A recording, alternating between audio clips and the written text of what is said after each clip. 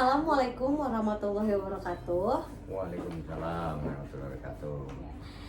Bismillahirrahmanirrahim. Kembali lagi sama saya Dinda Widyastuti SPD, calon guru penggerak angkatan 10 dari SMA Negeri 1 Parung, Kabupaten Bogor. Pada kesempatan kali ini saya tidak sendirian, melainkan saya ditemani oleh Bapak Kepala Sekolah dari SMA Negeri 1 Manis, Kabupaten Purwakarta, yaitu Bapak Muhammad Gunawan SPD FIS. Assalamualaikum Pak Gun. Waalaikumsalam Bu Dinda. Apa kabarnya Pak Gun? Alhamdulillah baik. Gimana Bu Dinda, sehat-sehat juga? Alhamdulillah saya baik. Terima kasih Pak Gun telah meluangkan waktunya untuk saya melakukan wawancara pada hari ini. Sama-sama insya Allah akan dibantu apa yang bisa dipakai belajar, apa yang bisa dipakai pengalaman buat Bu Dinda ya sebagai guru penggerak ya. Iya, amin. Ya. Jadi Pak Gunawan, pada kesempatan kali ini saya kan sedang mempelajari modul 3 mengenai pemimpin pembelajaran dalam pengembangan sekolah. Kebetulan pada kali ini di modul 3.1-nya mengenai pengambilan keputusan berbasis nilai-nilai kebajikan sebagai pemimpin. Nah, jadi pada modul ini kami diharapkan dari pertanyaan wawancara dengan kepala sekolah mendapatkan pengalaman-pengalaman yang lebih banyak gitu Pak, terkait keputusan-keputusan yang diambil dengan adanya mungkin berbagai fenomena yang terjadi di sekolah gitu. Mangga silahkan Ibu. Iya, mungkin berangkat dari pengalaman Bapak sebagai kepala sekolah, kan tentunya tidak luput dengan berbagai hal di sekolah yang dimana Bapak harus mengambil keputusan-keputusan gitu ya Pak. Nah, tentunya keputusan-keputusan ini kan pastinya ada pemikiran-pemikiran terlebih dahulu gitu untuk kepentingan sekolah, siswa dan sebagainya. Nah, yang pertama Pak izin bertanya, selama ini kira-kira bagaimana Bapak dapat mengidentifikasi kasus-kasus yang merupakan itu bagian dilema etika atau sebuah bujukan moral gitu Pak? Baik, jadi kalau terkait dengan dilema ya, kita sebagai kepala sekolah itu salah satu tupoksinya itu adalah menjadi pemimpin belajar ya. Memimpin belajar ada dua belajar di sini ya gitu. Yeah. Nah, dalam hal manajemen ketika kita menghadapi suatu permasalahan itu kita tidak bisa serta-merta langsung mengambil keputusan, tetapi harus dipertimbangkan baik buruknya, untung ruginya gitu. Kalau saya pribadi, konsep pengambilan keputusan itu berbasis ke kebutuhan siswa. Iya. Karena konsep kita adalah belajar ya, belajar. Iya. Jadi dampaknya apa kepada pembelajaran siswa, pada KPM siswa. Nah, itu yang lebih utama, jadi pertimbangannya ke sana. Jadi kalau terbentur kepada suatu permasalahan, apakah itu guru, siswa, orang tua atau masyarakat, nah kita tetap mengacu kepada apa keuntungannya bagi siswa, apa keunggulannya bagi siswa, dan apa saja yang menjadikan kerugian itu bagi bukan siswa ya. Kalau siswa nggak akan rugi kalau kita berbasis siswa, tapi kerugian bagi pihak-pihak yang berlawanan di dalam hal ini itu apa gitu. Jadi kita harus bisa mengidentifikasi utamanya kita berpihak kepada siswa dulu gitu. Baik Pak, luar biasa ya Pak. Jadi memang berangkat dari filosofinya Ki Hajar Dewantara kalau yang saya sudah pelajari kemarin. Jadi semua hal yang di sekolah memang berkaitan dengan siswa. Pokoknya jadi poin utamanya itu adalah memang bagaimana siswa terpenuhi gitu kebutuhannya ya Pak. Baik, kemudian Pak, selama ini mungkin pengalaman Bapak nih, kira-kira bagaimana Bapak menjalankan pengambilan keputusan di sekolah Bapak, terutama untuk kasus-kasus di mana ada dua kepentingan yang sama-sama benar atau sama-sama mengandung nilai kebajikan gitu. Jadi ada dua kepentingan, tapi kalau misalkan mengambil pilihan A pun benar atau mengambil pilihan B ya itu sesuai dengan nilai-nilai kebajikan gitu Pak. Jadi kalau kita dibenturkan pada permasalahan di mana keputusan yang harus kita ambil ini sebenarnya bagi pihak yang satu dianggap benar, bagi pihak yang dua juga dianggap benar. Iya. Sehingga kalau keputusan itu mengacu hanya satu pihak, tentu pihak yang lain itu akan merasa dirugikan atau tidak untung lah gitu. Jadi kalau di dalam manajemen itu tentunya kalau kita itu kaitannya dengan tenaga pendidik sendiri kan punya visi, misi, integritas dan motivasi yang berbeda dalam bekerja kan itu seperti itu. Jadi kalau semuanya merasa benar itu tentu itu sesuatu yang tidak mudah diselesaikan. Nah, kalau saya selalu menanamkan ke teman-teman itu baik itu khususnya ke pendidik sebagai orang dewasa ya gitu. Kita hidup ini jangan pernah mencari pembenaran. Karena benar itu relatif ya, benar itu menurut manusia relatif karena benar yang hakiki tentu dasarnya agama kan gitu. Iya benar. Jadi kalau saya tetap apakah ini bertentangan dengan syariah atau tidak? Kalau tidak bertentangan dengan syariah itu artinya berarti muamalah. Nah kalau muamalah itu manusia tidak boleh mencari pembenaran. Gitu. Kalau orang sudah mencari pembenaran, keputusan apapun yang diperoleh itu dianggap salah karena tidak benar sesuai nuraninya kan gitu.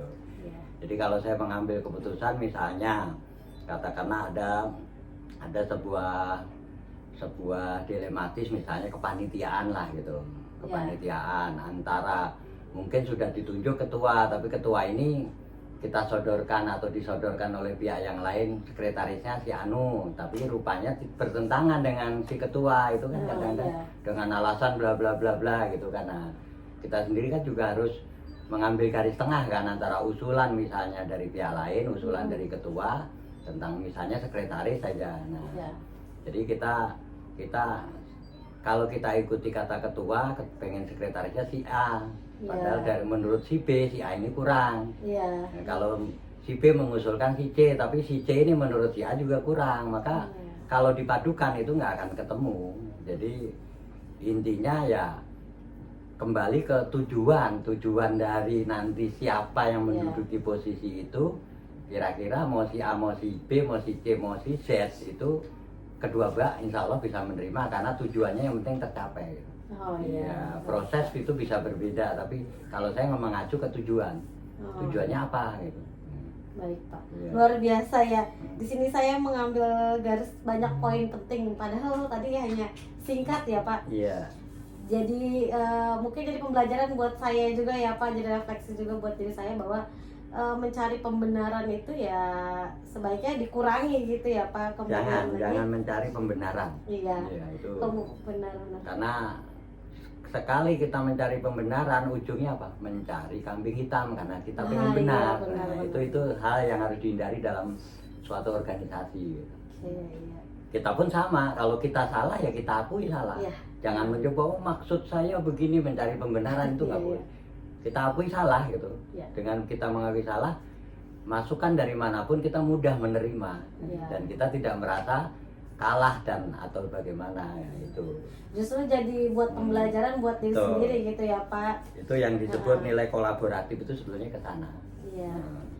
Benar-benar. Jadi kalau mau cari yang benar ya semua benar, tapi ya pasti ada poin-poin penting atau orang-orang tertentu yang dijadikan kambing hitam itu sehingga yang dilihat itu adalah tujuannya tercapai.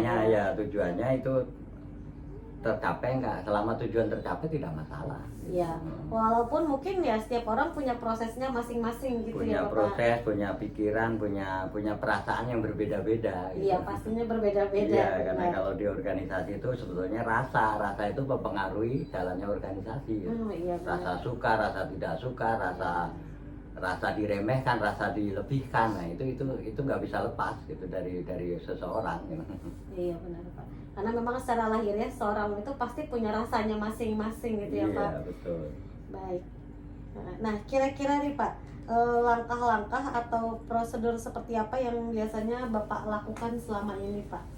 Jadi kalau saya harus mengambil sebuah keputusan terhadap suatu masalah itu yang pertama akan saya kaji dulu permasalahan itu apa, sumbernya apa, kemudian penyebabnya apa, lalu siapa saja yang terlibat kan gitu. Kemudian yang setelah diidentifikasi sebab-sebab awal baru kemudian mencoba memperkirakan solusi. Kalau keputusannya begini, bagaimana dengan pihak-pihak yang terlibat tadi? Apakah timbul konflik atau tidak? Timbul konflik horizontal atau vertikal, itu yang harus kita pertimbangkan. Jadi jangan sampai keputusan itu nantinya menimbulkan konflik horizontal, konflik vertikal. Vertikal itu dengan atasan, horizontal dengan teman sejawat, kan gitu.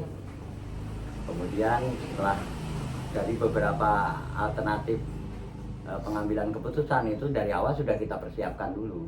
Kemudian yang ketiga, kita mencoba koordinasi, kolaborasi dengan pihak lain, apakah itu dengan atasan kita atau dengan rekan sejawat yang dianggap senior, yang tidak terlibat dalam permasalahan itu. Jadi boleh disebut orang netral lah gitu.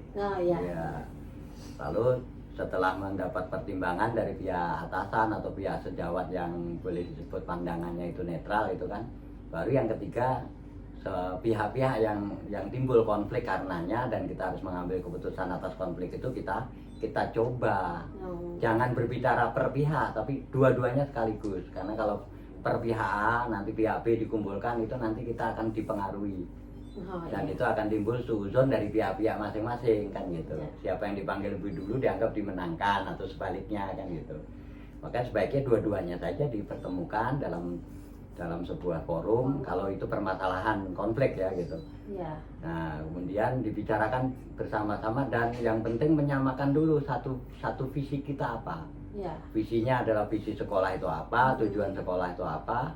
Nah, semuanya nanti harus bisa mengambil manfaat dan tujuan yang lebih besar tadi, yaitu kembali ke pengaruhnya kepada murid, kepada sekolah gitu kan, seperti itu.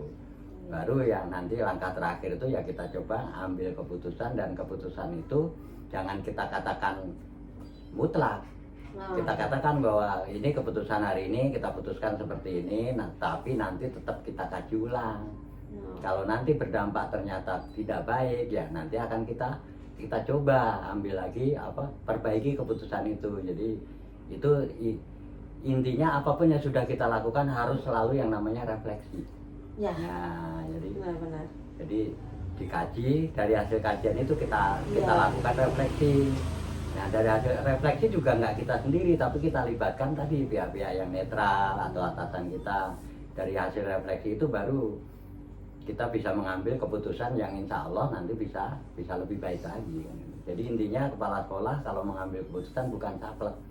Bisa saja berubah di tengah jalan karena kita juga tidak lepas dari yang namanya kesalahan dan itu tadi rasa pribadi tadi gitu.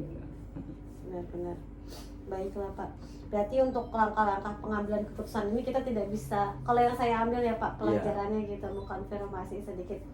Kita tidak bisa mengambil keputusan itu atas dasar pemikiran pribadi dan sesuai dengan ego sendiri gitu. Betul. Tapi juga harus bersikap netral, kemudian kembali ke tujuan awal, dimana kalau di sekolah tujuan awalnya ya memang untuk bagaimana siswa itu bisa belajar, bisa well-being student.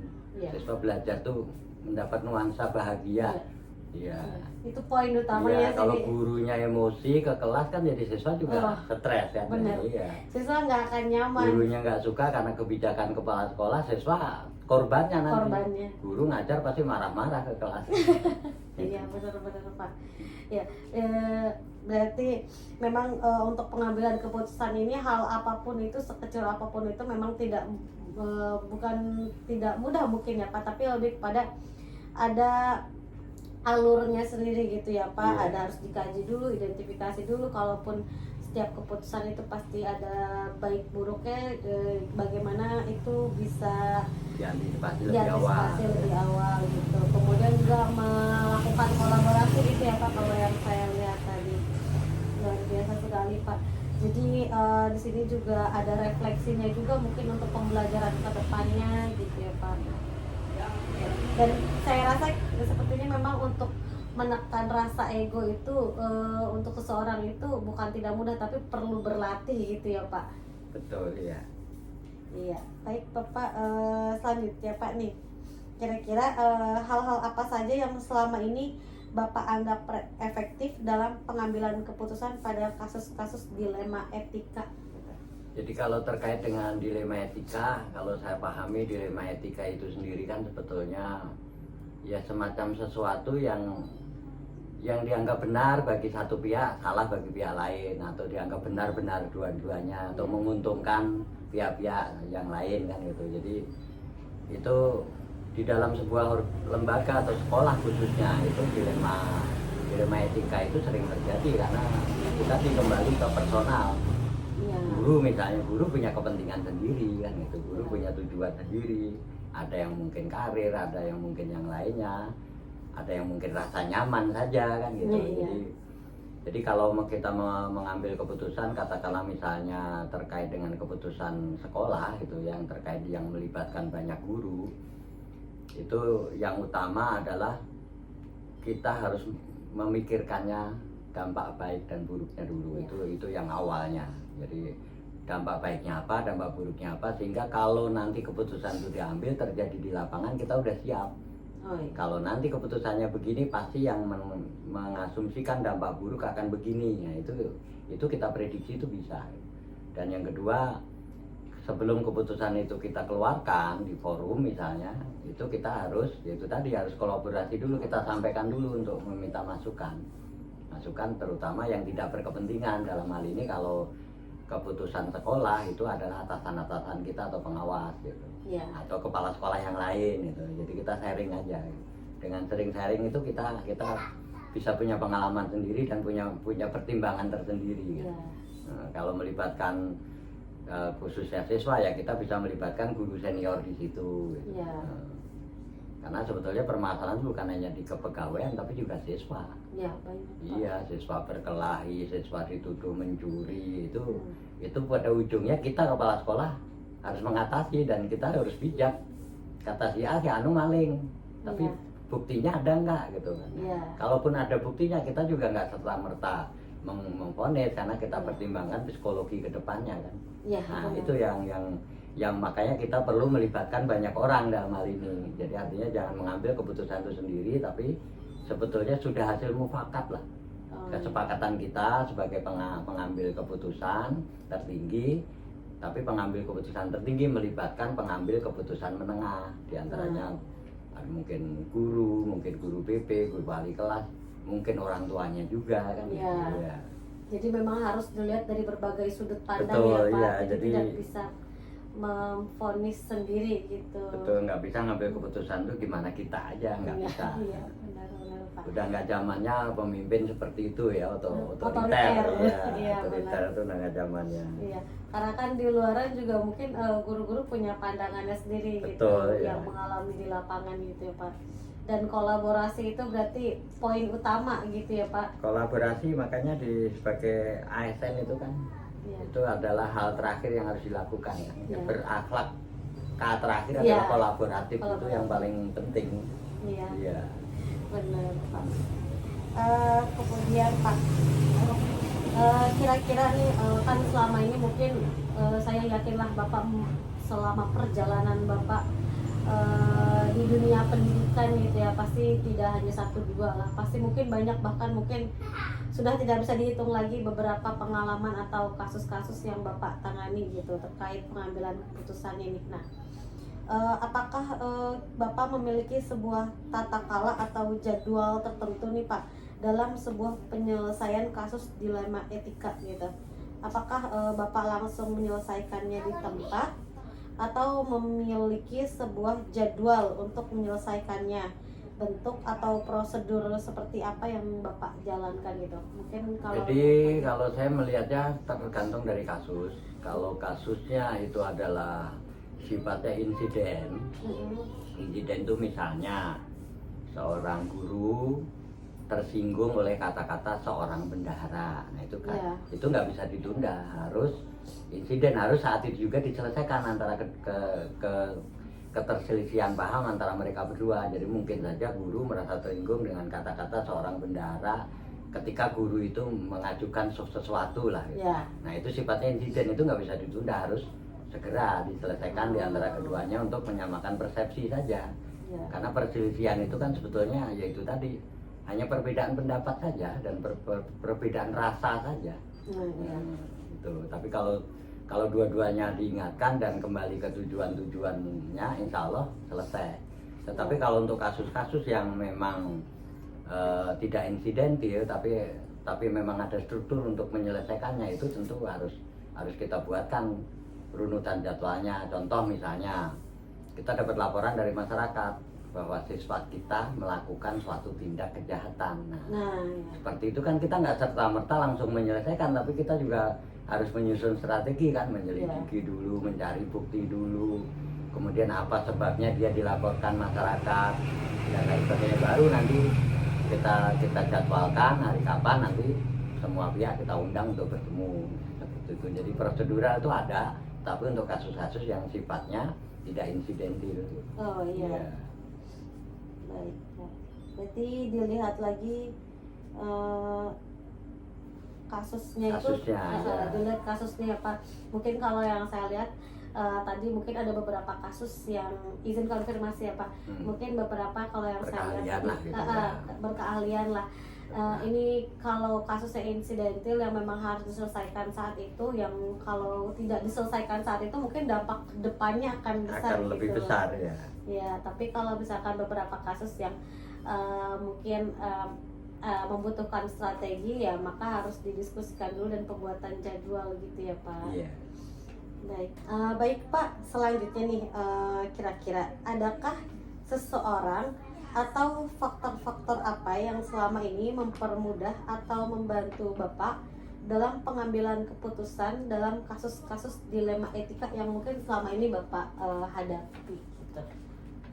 Kalau faktor apa yang mempengaruhi dan mempermudah, itu yang pertama adalah pemahaman diri saya bahwa kalau seorang pemimpin itu harus tahu siapa yang dipimpin, kemudian kita memimpin organisasi apa, tujuannya apa, visinya apa, lalu kita juga memperhatikan dan juga mencoba mempelajari kultur budaya masyarakat setempat, kultur budaya organisasi yang kita pimpin tadi, termasuk juga yang tidak kalah penting itu selalu mengamati tokoh-tokoh yang berpengaruh pada lembaga kita, apa itu tokoh masyarakat atau mungkin kalau saya kepala sekolah ya guru yang diseniorkan di situ atau orang yang dianggap panutan. Nah itu juga harus dijadikan pertimbangan. Jadi intinya sebagai pemimpin kita tidak boleh mengabaikan hal-hal itu. Insya Allah kalau kita bisa mempelajari hal itu, jadi kalau pelajaran sosiologi itu ya, nah itu insya Allah kita bisa mengambil keputusan itu dengan banyak kemudahan nantinya. Oke, baik Pak. Jadi kalau saya garis bawahi di sini ada beberapa poin-poin penting ya Pak. Iya. Yang pertama kita memahami siapa orang yang terlibat, kemudian memahami budayanya, karena mungkin setiap wilayah atau setiap daerah itu punya budayanya masing-masing yang mempengaruhi karakter orang-orang di sekitarnya gitu. Kemudian yang ketiga itu tidak lupa melibatkan tokoh-tokoh, artinya ada kolaborasi dalam penyelesaian masalah ini ya Pak. Baik Pak, yang terakhir ini Pak, kemudian nih kira-kira dari semua hal yang telah Bapak sampaikan tadi yang luar biasa, pembelajaran apa yang Bapak dapatkan atau Bapak dapat petik dari pengalaman Bapak dalam mengambil keputusan dilema etika, Pak? Baik, terkait dengan problem khususnya dilema etika ya, jadi untung rugi baik benar berdasarkan pandangan orang, maka kalau saya punya prinsip itu bahwa kita manusia itu tidak terlepas dari masalah. Kita manusia itu pasti selalu punya kendala, tapi harus selalu diingat bahwa kendali itu ada di tangan Allah. Makanya kalau saya menghadapi apapun masalahnya, selalu saya hasbunallah wa ni'mal wakil wa ni'mal maula wa ni'man nasir. Artinya kita kembalikan bahwa Allah lah yang Maha Kuasa. Kepada Allah lah kita harus berkeluh kesah gitu terhadap permasalahan kita, sehingga problem apapun yang kita hadapi insya Allah tidak mempengaruhi keputusan yang akan kita ambil gitu. Kemudian kepada pihak-pihak yang terlibat pun kita coba pahamkan bahwa hidup itu jangan pernah mencari pembenaran, karena pembenaran itu sebetulnya sifatnya subjektif, hanya berdasarkan rasa dan hati kita saja gitu. Dan dampak dari pembenaran itu luar biasa, mungkin mencari kambing hitam. Karena kita pengen benar maka harus mencari kambing hitam. Karena kita pengen benar pada akhirnya merumpi hibah ke orang lain. Nah, itu yang membuat atau bisa membuat keputusan yang kita ambil itu nantinya cacat gitu. Ya. Baik Pak, luar biasa sekali. Dari sini saya bisa menarik kesimpulan ya Pak, kesimpulan yang mungkin bisa jadi refleksi dan pembelajaran untuk diri saya sendiri gitu ya Pak. Bahwa di sini tadi ada poin-poin yang apa ya, yang membuat saya tergugah gitu dari prinsip-prinsip Bapak yang luar biasa bagus. Yang pertama, kalau ada kendala pasti ada kendalinya gitu ya Pak. Jadi kalau misalkan menghadapi sesuatu ya jangan langsung putus asa gitu ya Pak. Kemudian juga poin yang kedua adalah sebagai manusia, mungkin sebagai pemimpin, jangan mencari pembenaran gitu ya Pak. Karena kalau mencari pembenaran itu nanti akan malah membentuk seseorang menjadi egonya lebih tinggi gitu. Luar biasa sekali Pak. Terima kasih banyak Pak Gunawan atas waktunya, mau meluangkan waktunya untuk saya bisa mewawancarai Bapak. Kemudian Bapak juga mau berbagi pengalaman Bapak yang luar biasa sekali. Di sini bisa menjadi pembelajaran buat saya gitu ya Pak. Luar biasa sekali. Terima kasih Pak Gun. Ya sama-sama Bu, ini juga saya banyak belajar dari pertanyaan-pertanyaan ini. Itu banyak pertanyaan yang menjadikan bahan belajar buat saya. Sama-sama Iya, Bapak. karena oh berarti ini ada pertanyaan begini, berarti saya harus banyak belajar. Apalagi ada istilah-istilah ya yang mungkin zaman saya itu tidak muncul ya, dilema etika, dilema moral itu di zaman-zaman saya muda itu nggak muncul, tapi itu baru muncul itu kan di zaman-zaman milenial ke sini kan. Iya. Ya, sehingga ada istilahnya pembentukan karakter dan lain sebagainya itu kan munculnya sekarang. Iya. Dengan istilah-istilah beda. Nah itu sebuah kajian dan bahan belajar yang saya harus mengembangkan juga berarti untuk lebih memahami kan ya. Luar Terima biasa kasih, sekali ya, sama-sama. Berarti memang benar ya Pak Guna, Iya. jadi sebagai pembelajar, kita sebagai guru adalah pembelajar sepanjang hayat gitu kalau yang saya tarik dari Bapak ya. Baik Pak Gunawan, terima kasih sekali, sehat selalu Pak Gun. Mohon maaf bila ada kata-kata atau tindakan perilaku saya selama mewawancarai Bapak yang mungkin kurang berkenan di hati Bapak gitu. Semoga dari wawancara ini dapat menjadi hal baik buat saya gitu ya Pak ke depannya. Iya, sama-sama Ibu, Mangga. Ya, kurang lebih mohon maaf. Iya, Wassalamualaikum sama-sama, warahmatullahi sukses wabarakatuh. selalu buat pemimpin masa depan ya. Amin. Pemimpin masa depan. Ya. Terima Mangga kasih, Ibu ya, Kak. mohon maaf ya.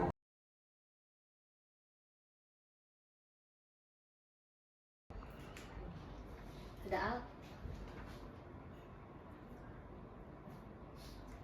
Bismillahirrahmanirrahim. Assalamualaikum warahmatullahi wabarakatuh. Waalaikumsalam warahmatullahi wabarakatuh. Kembali lagi saat ini saya Dinda Widya Stuti, calon guru penggerak angkatan 10 dari SMA Negeri 1 Parung, Kabupaten Bogor. Pada kesempatan kali ini saya tidak sendirian. Saya ditemani oleh ibu yang begitu hebat, yaitu Ibu Kepala Sekolah SMA Negeri 1 Parung, Ibu Hajah Melwinda Fitri, SPD MPD.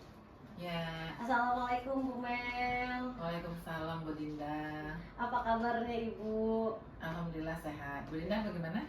Alhamdulillah sehat Ibu. Amin. Ibu terima kasih banyak sudah mau meluangkan waktunya untuk saya, Ya, di mana pada kesempatan kali ini dalam rangka pemenuhan tugas dari pendidikan calon guru penggerak angkatan 10, saya diberikan kesempatan untuk mewawancarai kepala sekolah. Mungkin dari sana saya akan banyak belajar gitu Bu ya. Insya Allah. Kebetulan pada saat ini saya sudah belajar sampai modul 3, di mana modul 3 ini berkaitan dengan pemimpin pembelajaran dan pengembangan sekolah.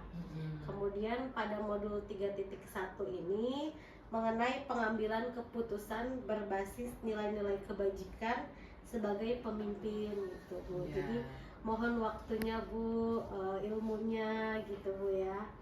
Ya, insya Allah Bu Dinda ya. Ya, baik Ibu, mungkin kan dari pengalaman langsung saja ya Bu. Ya, oke. Dari pengalaman Ibu yang sudah begitu waktunya mungkin sudah begitu panjang dan tidak diragukan lagi ya Bu, berbagai pengalamannya yang ibu hadapi di dunia pendidikan, sekolah, pastinya banyak kasus-kasus atau kejadian-kejadian di mana ibu yang harus menanganinya atau ibu harus mengambil keputusan dari kasus-kasus tersebut, gitu Bu. Nah, kira-kira Bu, selama dari perjalanan ini Bu, pengalaman ibu dan sebagainya, selama ini bagaimana ibu dapat mengidentifikasi kasus-kasus yang merupakan itu sebuah dilema etika atau sebuah bujukan moral? Ya, kalau kita kita ini kan berada di dunia pendidikan ya. Kalau dunia pendidikan itu mungkin agak berbeda kalau di lembaga lain seperti perusahaan-perusahaan, karena kita itu berhubungan dengan banyak orang. Kalau kita itu produknya adalah manusia sendiri gitu. Jadi ketika mengidentifikasi masalah-masalah yang ada di sekolah itu biasanya Ibu melibatkan banyak orang, tergantung permasalahan atau situasi dan kondisinya.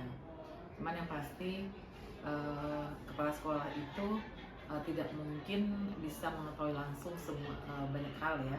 Maka perlu kita mendengarkan beberapa pendapat dari tim manajemen, pendapat dari orang-orang terkait, kemudian baru kita memulai melakukan identifikasi permasalahan.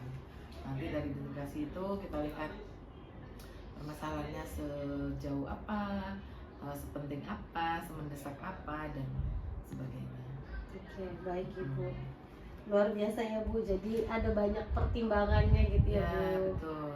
Dan tentunya melibatkan berbagai pihak gitu ya Bu, untuk mengidentifikasi masalah agar mendapatkan solusi yang terbaik gitu ya Bu. Nah, kemudian Ibu, yang kedua, kira-kira selama ini bagaimana Ibu menjalankan pengambilan keputusan di sekolah Ibu, terutama untuk kasus-kasus di mana ada dua kepentingan yang sama-sama benar atau sama-sama mengandung nilai kebajikan gitu.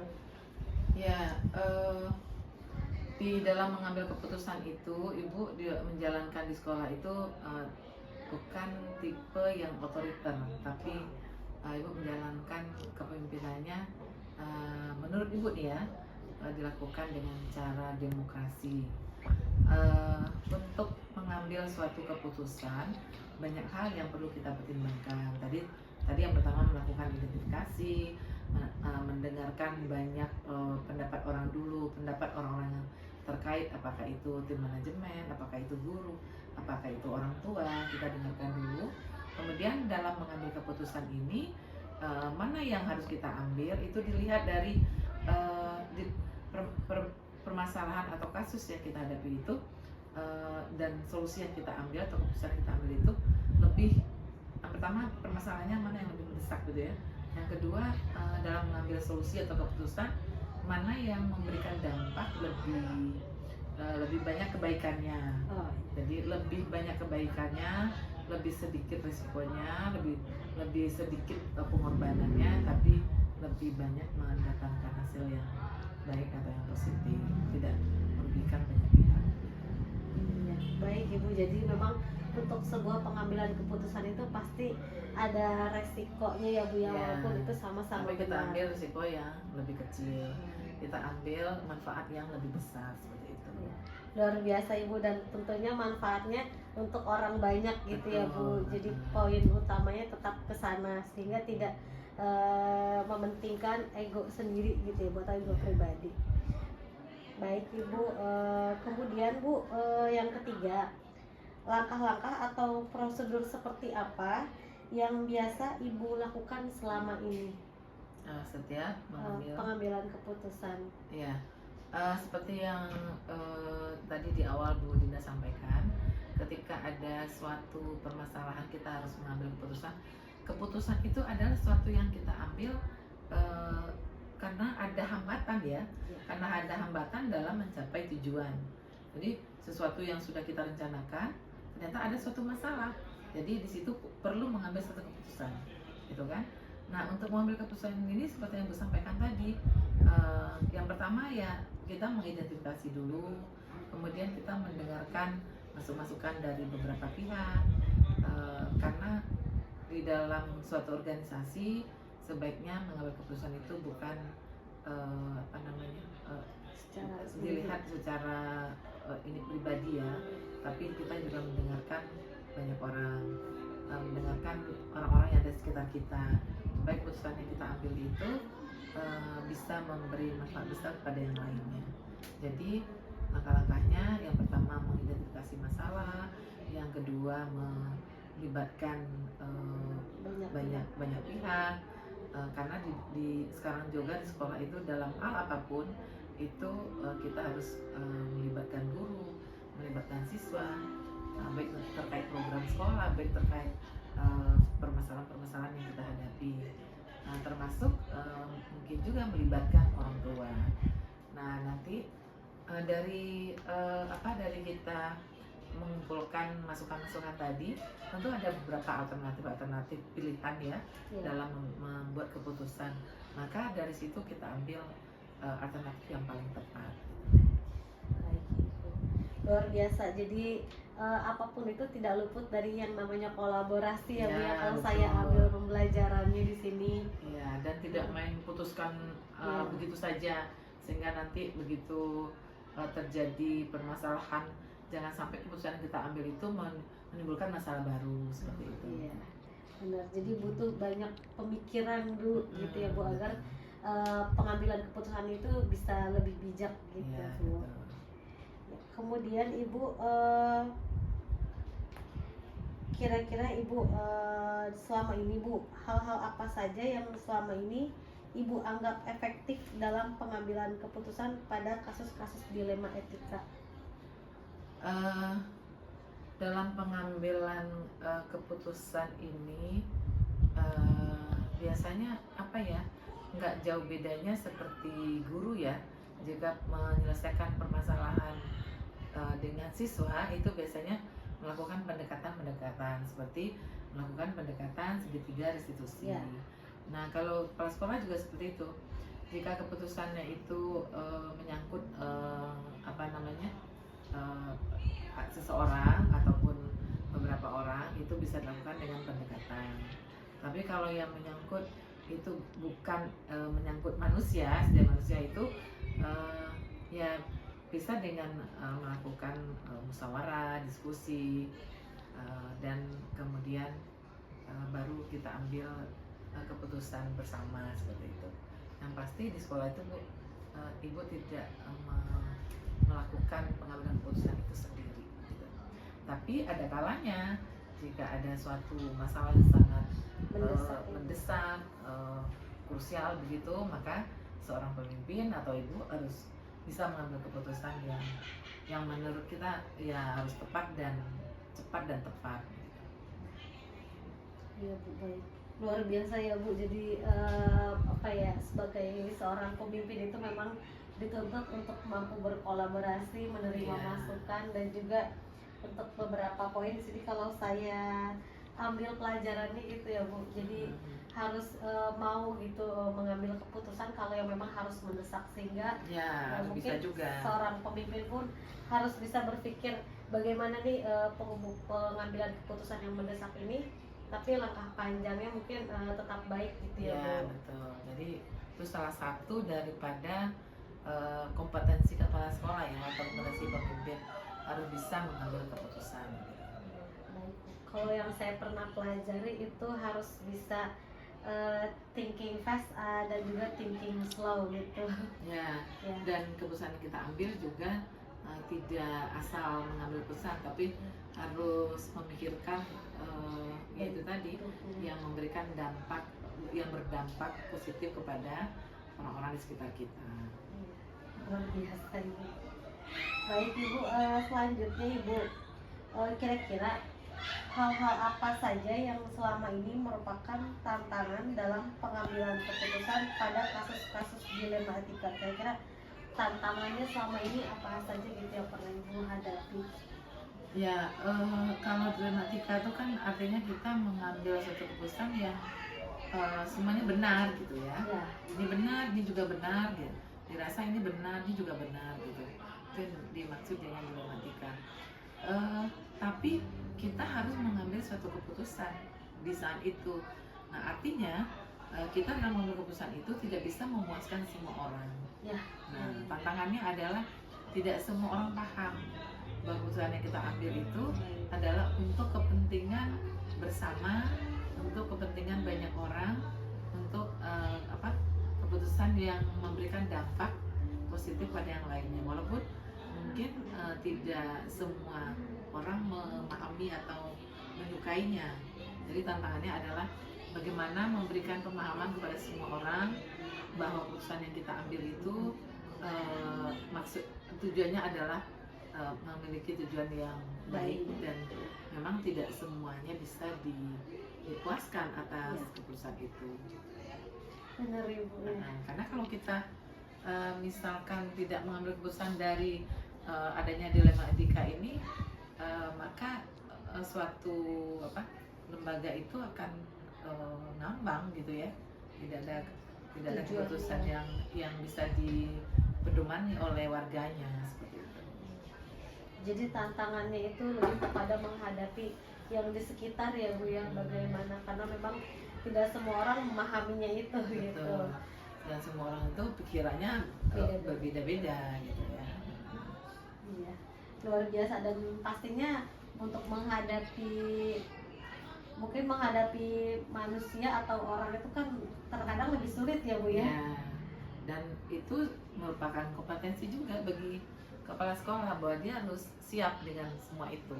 Luar biasa. Jadi memang emosionalnya juga harus terkendali ya Bu. Tadi itu Sosial sosial emosional. emosionalnya. Iya, sosial emosionalnya harus Juga terkendali. harus ditingkatkan terus. Iya, luar biasa.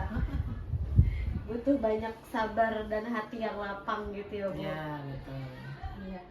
Baik Ibu, kira-kira apakah Ibu memiliki sebuah tata kala atau jadwal dalam sebuah penyelesaian kasus dilema etika? Apakah Ibu langsung menyelesaikannya di tempat atau memiliki sebuah jadwal untuk menyelesaikannya, baik bentuk atau prosedur seperti apa yang biasanya Ibu jalankan begitu? Tergantung ya masalahnya. Jadi ada masalah yang memang langsung diselesaikan karena memang butuh keputusan yang cepat. Ya. Tapi ada yang memang berdasarkan prosedur. Contohnya ketika permasalahan ketika misalkan ada masalah guru yang tidak menjalankan tugasnya dengan baik, Ya. itu kan nggak tiba-tiba langsung ambil keputusan. Dia mati dulu, dicari dulu informasi, pengamatan dulu, kemudian itu biasanya ada prosedurnya, dipanggil, dilakukan pendekatan, didikan. Tapi kalau permasalahan di mana kita saat itu harus segera memberikan keputusan, misalkan ya permasalahan yang membahayakan misalkan. Ya. Nah itu tidak harus pakai prosedur, harus segera mengambil keputusan, musyawarah seketika dan langsung diambil keputusan. Jadi ada memang waktunya kita pakai waktu tertentu, pakai prosedur, ada kalanya tidak spontanitas. Iya. Berarti tergantung dari bentuk permasalahannya sendiri gitu ya Bu ya. Iya. Mungkin ada lagi Bu pertanyaannya ini. Oh iya. Ya. Kira-kira selama ini adakah seseorang atau faktor-faktor apa yang selama ini mempermudah dan membantu Ibu dalam pengambilan keputusan dalam kasus-kasus dilema etika? Ya, ada aja ya. Kalau secara kelompok itu pasti yang setiap masalah itu ada kaitan dengan tim manajemen wakar tertentu atau dengan TU, itu kita berdiskusi dengan ini. Tapi secara pribadi ada juga misalkan seseorang yang kita anggap bijaksana, pikirannya selalu positif, ya orang tersebut selalu berpikirnya itu mengutamakan kepentingan bersama, kepentingan sekolah, kemudian tidak memihak begitu. Jadi tidak tertutup kemungkinan masing-masing dari pribadi juga ada yang bisa didiskusi, apakah itu teman, apakah itu teman sesama kepala sekolah, atau mungkin di keluarga sendiri, misalkan suami gitu ya, Iya. yang bisa menguatkan kita untuk mengambil keputusan yang terbaik. Iya. Tapi kalau secara umum itu biasanya ibu mah berdiskusinya dengan tim manajemen. Baik Ibu. Berarti kalau di sekolah mungkin karena tingkatnya organisasi gitu ya Bu. Betul. Jadi ada tim-tim tertentu ya Bu, dan salah satunya di situ adalah tim manajemen yang Iya. terkadang atau lebih sering gitu yang jadi membantu Ibu untuk mempermudah dalam penyelesaian masalah. Tapi kalau saya lihat Ibu luar biasa sih, jadi Ibu tidak terpaku hanya tim manajemen saja ya. Ya, Artinya Ibu berpikiran terbuka dan terbuka untuk menerima untuk pendapat menerima masukan. masukan dari Jadi berbagai dari pihak. guru juga bisa. Iya. Kadang guru tidak harus lewat wakil dulu, langsung ke ibu juga bisa. Jadi ibu bisa langsung mendengar suara guru seperti apa gitu. Luar biasa Ibu, jadi Ibu tidak hanya pada keputusan sendiri ya Bu, tapi juga melihat dari berbagai pihak gitu Betul. dan siap menerima masukan gitu. Kadang juga bisa dari anak gitu. Iya, luar biasa Ibu, saya belajar sih banyak di sini. Amin. Kemudian Ibu, dari semua hal yang telah disampaikan, kira-kira Bu dari kita selama berdiskusi ini, pembelajaran apa yang dapat Ibu petik dari pengalaman Ibu selama mengambil keputusan dilema etika? Ya, kalau ibu rasa dalam setiap pengambilan keputusan dilema etika itu sering ya menambah pengalaman ibu. Pengalamannya adalah seringkali kita merasa keputusan yang sudah kita ambil itu adalah benar gitu. Tapi ternyata setelah berjalan waktu ternyata rasanya ada keputusan yang tidak tepat yang kita ambil. Maka dalam kondisi seperti itu kita bisa dengan terbuka juga menyampaikan kembali untuk mengevaluasi keputusan yang sudah kita ambil dan tidak ragu-ragu untuk melakukan perbaikan seperti itu. Luar biasa Ibu. Jadi kalau saya di sini banyak mengambil pelajaran ya Bu ya dari hasil wawancara dengan Ibu yang maksudnya Ibu mau membagi pengalaman Ibu terkait kepemimpinan. Kalau saya tarik ya Bu dari hasil tadi, izin konfirmasi Ibu. Di sini ada banyak sekali ya Bu. Yang pertama memang kita harus mau kolaborasi terlebih dahulu gitu ya Bu. Yang pertama kita harus mau berkolaborasi, kemudian yang kedua dalam pengambilan keputusan juga kita harus ada identifikasi terlebih dahulu gitu ya Bu, agar tujuan atau solusi yang kita ambil itu tidak salah gitu ya Bu. Iya, betul. Dan kemudian juga melihat kepentingan banyak orang. Betul. Serta tadi luar biasa sih kalau yang saya lihat Ibu mau berpikiran terbuka dan terbuka sekali gitu menerima masukan dari berbagai pihak gitu yang ada di sekolah, bukan hanya tim manajemen tapi juga siswa, guru, orang tua gitu ya Bu. Dan itu kan butuh ilmu kalau menurut saya ilmu kesabaran dan kelapangan hati yang luas gitu ya Bu. Karena kan terkadang tidak mudah untuk menerima itu semua ya Bu. Ada orang yang merasa oh saya pemimpin, saya yang memutuskan kan begitu ya. Tapi untuk sekarang itu udah nggak bisa lagi seperti itu. Jadi ada paradigma berpikir dalam mengambil keputusan bagi seorang pemimpin. Ada paradigmanya itu.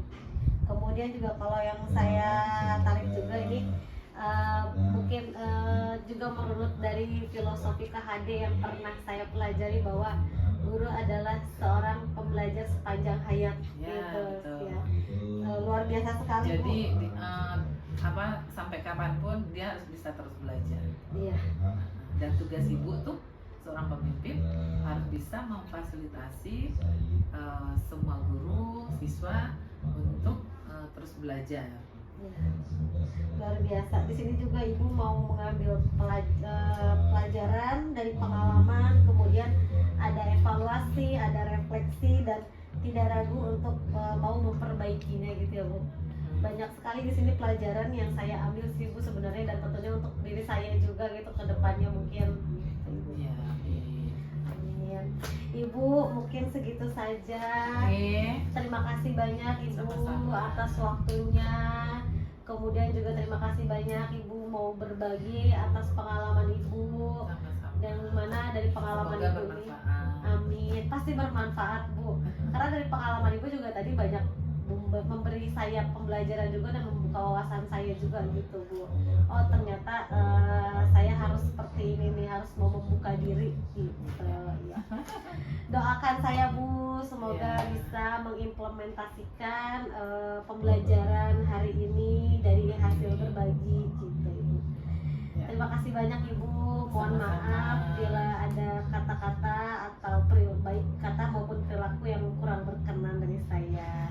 Sehat selalu Bu Mel. Sama-sama Bu Dinda. Ya. Assalamualaikum Ibu. Waalaikumsalam.